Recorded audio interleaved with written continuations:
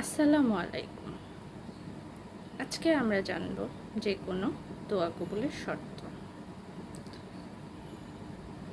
যে কোনো দোয়া এবং ওজিফার জন্য আপনারা এই অ্যাকাউন্টে ফলো করে দেবেন এবং কমেন্টে আল্লাহু আকবার লিখে যাবেন। আর যদি এই ওজিফাটি আপনার কাছে খুব গুরুত্বপূর্ণ মনে হয় তাহলে আপনার পরিচিত কারোর সাথে শেয়ার করতে পারেন।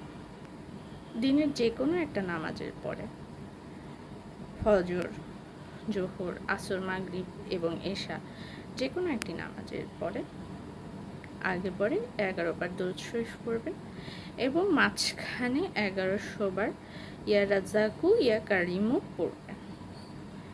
পরে সেই দোয়াটি আপনার করবেন। ইনশাআল্লাহ কিছুদিনের মধ্যে আল্লাহ তাআলা আপনার এই দোয়া কবুল করে নেবেন। জাযাকাল্লাহ।